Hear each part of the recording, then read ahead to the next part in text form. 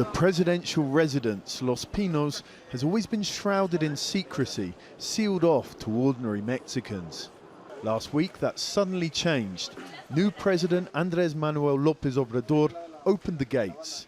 Since then, crowds have been swarming in to take a look at the imposing buildings and to even roam around the president's private office.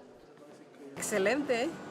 It's excellent, a privilege for all Mexicans to be here, enjoying the wonders we were all missing out on, because it was always closed. Palatial houses, cabins and luxury conference halls with all the fittings. Adriana VELAZQUEZ was taking full advantage for her 15th birthday photo session, the all-important 15 años.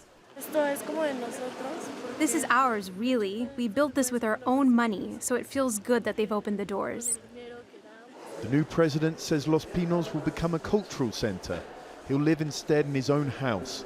It's part of his austerity drive, which has also seen him selling the presidential plane and travelling to his inauguration in his old Volkswagen Jetta.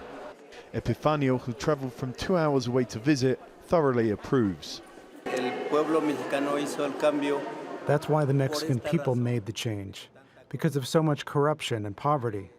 Officials enjoyed the best planes, the best shoes for their children, while the poor in the hills walk barefoot. But his wife Rosa isn't so sure about opening up Los Pinos. Look at that dirt over there. That he's opened it up, well, it's very nice, but give it a year, it's going to get very dirty. There's certainly a lot to clean, not just the extensive grounds and houses, but a few extra features. This is the private cinema built underneath the main presidential residence, and the guides here tell us that directors themselves used to occasionally show the president their films there. And there's another interesting room if you move along this corridor. This is the bunker built by former President Felipe Calderón, and he might have thought that he needed it because the so-called drug war started shortly after he came to power.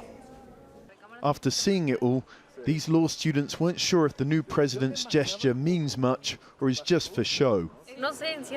I don't know if it's really a good idea, if he really wants to do it, or if it's just to get points, to show he lives like the people. Many may feel the same about a populist president, but whether they agree with Lopez Obrador's decision or not, there's certainly no shortage of visitors. John Holman, Al Jazeera, Mexico City.